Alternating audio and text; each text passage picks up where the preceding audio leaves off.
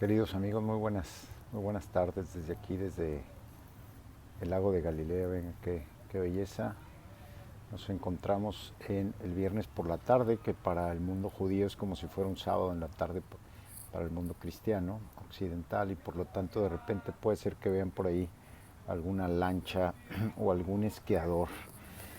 Eh, yo quiero grabar este pequeño mensaje para publicarlo 1 o 2 días antes de Ramos. En primer lugar porque el día de Ramos muy probablemente voy a estar en la procesión. Estén atentos porque quizás ese mismo día suba yo algunas imágenes de la procesión desde el Monte de los Olivos hasta el templo, porque ahí voy a estar con un grupo de voluntarios de Magdala.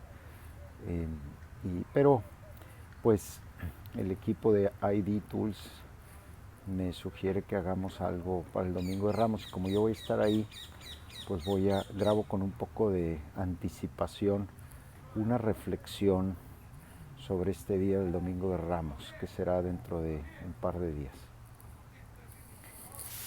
Es difícil predicar sobre el Domingo de Ramos porque en primer lugar hay 2 evangelios, y uno de los 2 evangelios es larguísimo, que es toda la narración de la pasión. El primer evangelio es la narración de cuando Jesús sube en Betfagé en un pequeño burrito, que como les digo, ahí vamos a estar. Espero mostrar alguna imagen de Betfagé. Y sube el Monte de los Olivos por detrás de Jerusalén, y luego baja por delante de Jerusalén, y luego ya baja al torrente Cedrón y vuelve a subir hacia el templo. Y hay un evangelio ahí sobre Jesús, la humildad, un burrito, Hosana el hijo de David. Todo el mundo pone sus vestidos, ponen ramas para que, como un signo, ¿no? de darle de honra, de darle su lugar a Jesús mientras va pasando eh, montado en ese burro. Y esta entrada de Jesús a Jerusalén es como el golpe final de envidia, de resentimiento, que lleva a los fariseos a terminar de pensar ya en su muerte, en su crucifixión. Entonces, ¿por qué Jesús se sube a un burro y se expone al peligro? ¿Por qué Jesús, sabiendo que va a morir, hace eso? Y luego la narración de la pasión. Aquí podríamos tomar 20.000 frases. Les invito el Domingo de Ramos a repasarla despacio, que luego repasaremos la de San Juan el Viernes Santo. Entonces, ¿por qué? ¿Por qué la cruz? Yo quisiera en esta pequeña reflexión responder a 3 preguntas que son muy obviamente no tengo la respuesta definitiva, ni la soy palabra de Dios, pero sí lo que yo pienso, ¿no? Como veo yo las cosas. 3 preguntas que tiene mucho la gente, 3 preguntas que hace mucho la gente, 3 preguntas que yo mismo me he hecho muchas veces. La primera es, ¿por qué el sufrimiento? La segunda es, esta nunca me la he hecho yo, pero me la han hecho muchas veces, ¿por qué Dios nos prueba con el sufrimiento? Y la tercera es, ¿qué relación hay entre el amor y el dolor? ¿Verdad? El amor, por una parte, es gusto, es gozo, es disfrute, es placer, pero también el amor es dolor, es sufrimiento. Los mayores sufrimientos normalmente se tienen a causa del amor. Entonces, ¿cuál es la relación entre la cruz y el amor, no? Entonces vamos a hacernos estas 3 preguntas con toda calma y seguridad y serenidad. Primero, ¿por qué el sufrimiento? Y lo primero que hay que decir es que el sufrimiento no es una cosa buena. El sufrimiento no es una cosa que Dios quiso. El sufrimiento no es una cosa que Dios nos ofrece como regalo, no.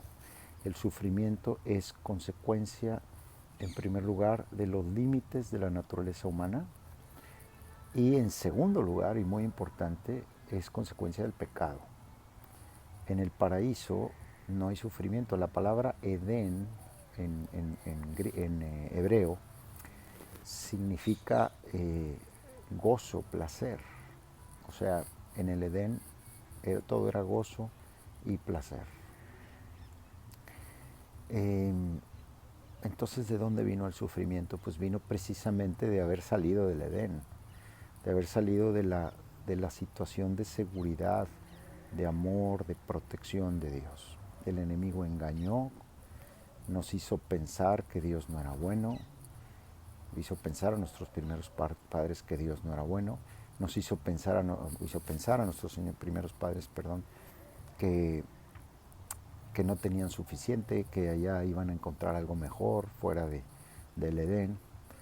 Y es lo mismo que nos pasa a nosotros. A veces pensamos que Dios no es bueno, a veces pensamos que no es suficiente lo que tenemos o lo que somos y que necesitamos hacer algo más o tener algo más para para poder ser lo que aparentemente nos terminaría de llenar.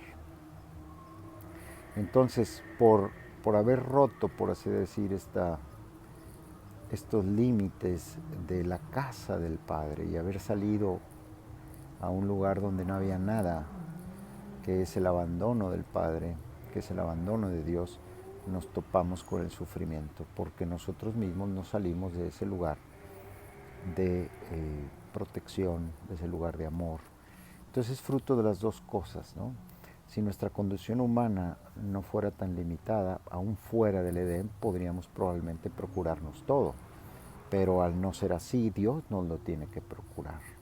Y al salirnos nosotros de ese ambiente, de ese contexto donde Dios es proveedor y protector, pues evidentemente nos encontramos en necesidad, en carencia, y la carencia produce sufrimiento, produce dolor. Eso es lo primero.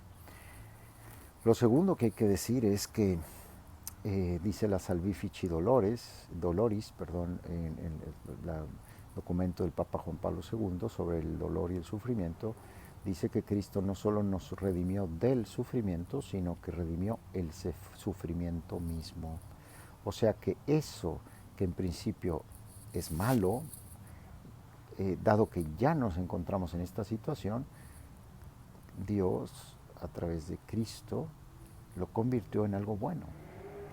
¿Cómo lo convirtió en algo bueno? Porque es algo que nos hace crecer, es algo que nos hace mejores si lo sabemos afrontar de la forma adecuada. Y no solo dictaminó desde el cielo, sino que Él vino a echar sobre sus hombros todo ese dolor, a enseñarnos a afrontar el dolor y enseñarnos a sacar lo mejor de nosotros mismos a través del mismo dolor. O sea que lo que era un camino de condenación se convierte en un camino de redención. Ese es el poder maravilloso de Dios, que todo lo hace nuevo, incluso el mal, ¿verdad? Cuando hay amor, lo convierte en algo bueno. Y el sufrimiento, tenemos muchos testimonios de cómo el sufrimiento puede convertirse en algo bueno. Eso es lo que hizo Jesús en el camino del Calvario, convertir el mal en algo bueno. Un camino de condenación lo convirtió Jesús en un camino de amor. Un camino de perdición lo convirtió Jesús en un camino de rescate, ¿verdad? Entonces, eso es lo primero. ¿Por qué el sufrimiento? Por nuestro pecado y por nuestros límites. Pero ¿qué hace Cristo? Lo hace nuevo. Segundo, que si Dios prueba o Dios no prueba. Pues miren, Dios no prueba. O sea, Dios no prueba en el sentido de que dice, vamos a ver si eres tan bueno. No, eso es absurdo. Dios no es así. Más bien, lo que Dios hace es lo que estábamos diciendo. Primero, Él a través de su Hijo redime el sufrimiento y luego nos enseña cómo afrontar el sufrimiento. Esto es muy importante. Dios Padre no es un Padre que nos va a quitar los obstáculos o nos va a evitar los obstáculos. ¿Por qué? Porque los obstáculos van a estar ahí. Lo que Él hace es enseñarnos a brincarlos. No nos quita los problemas, nos enseña a resolverlos. Por eso es muy importante no sacarle la vuelta a las dificultades, no sacarle la vuelta al dolor, sino aprender a afrontarlo con amor, con seguridad, con confianza, con Dios.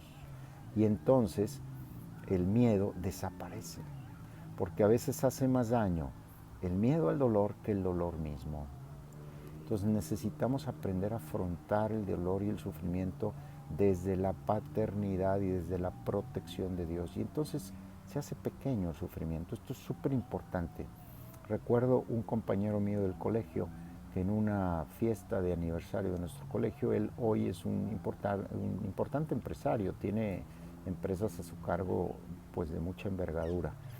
Y es un hombre muy sereno y es un hombre muy dedicado, muy disciplinado y espiritual también. Y lo invitaron a dar unas palabras y él dijo una cosa muy sencilla, pero creo que es muy importante. Dijo, no le quitemos a nuestros hijos la oportunidad de sentir hambre. No le quitemos a nuestros hijos la oportunidad de sentir calor, de sentir frío, de tener que cargar una maleta pesada, de tener que resolver un problema entre sus compañeros. Porque la vida no le va a quitar esos sufrimientos ni esas dificultades. Hay que entrenar a los hijos para afrontar las dificultades de la vida. Y eso es lo que hace Dios también con nosotros. Entonces, en ese sentido podríamos decir que nos prueba, pero no es tanto que nos prueba, sino más bien yo diría nos entrena. Yo no diría que nos prueba, nos entrena, que es diferente. Como un buen entrenador que luego se siente orgulloso cuando ve que el atleta al que está entrenando gana la medalla de oro. En ese sentido podríamos en todo caso decir que Dios se sirve de las dificultades para hacernos mejores. Y en tercer lugar, el dolor y el amor. Miren, voy simplemente a citar una cosa que dice San Agustín que es difícil de entender desde la razón, pero es fácil de entender desde el corazón. Él dice que Dios creó a Adán y a Eva como matrimonio y les dio la oportunidad de expresar su amor en el placer. Pero como echamos todo a perder los seres humanos, entonces Cristo restaura el matrimonio haciendo una verdadera boda, un verdadero matrimonio con la iglesia. La carta a los Efesios, ustedes recuerdan, nos habla de que Cristo amó a la iglesia como su esposa. Y la esposa la iglesia, es la esposa de Cristo. Bueno, María, dice el Concilio Vaticano II, que es imagen perfecta de la iglesia. Entonces María al pie de la cruz nos está representando a todos. Ella también es iglesia.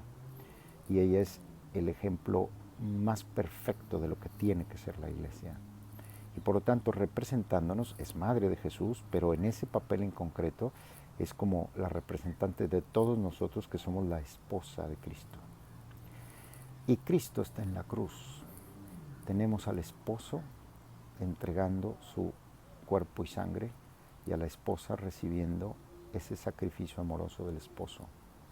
Y tenemos también a la esposa que sufre lo que está pasando con el esposo.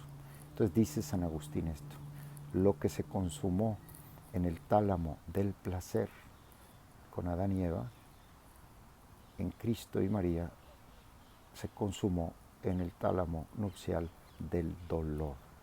La cruz, dice él, es el lecho del dolor que consuma un amor más puro y perfecto que el del mismo matrimonio y le da sentido y fuerza al amor del matrimonio.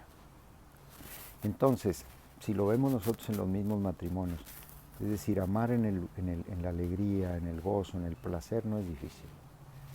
Amar en el dolor es cuando el amor se hace verdaderamente fuerte, cuando el amor se hace real, cuando el amor se prueba, o más bien se forja, ¿no? Y el amor madura. Entonces, esa es la relación que hay entre el amor y el dolor. En el mundo de redención, digamos, en el que nos encontramos, en el mundo del camino a redención, no hay verdadero amor que no comporte un dolor, pero ese dolor produce gozo. ¿Por qué? Porque el amor se hace fuerte. Bien, queridos amigos, pues estas son estas tres reflexiones. ¿Por qué el sufrimiento, si Dios nos prueba o no, más bien nos entrena en una situación en la que ya estamos? Y el papel que tiene precisamente ese dolor lo vemos en Cristo y lo vemos como modelo de amor en la cruz, verdadero amor. No tengamos miedo al amar a los hijos, al amar a los esposos, a las esposas, a los amigos, amar a la patria. No tengamos miedo a sufrir el dolor, porque nos dará paz y nos quitará los miedos, porque lograremos los frutos que suponen afrontar el dolor por aquello o por aquellos por los que amamos. Que Dios los bendiga y espero les haya servido de algo esta reflexión que les comparto con mucho cariño. Saludos.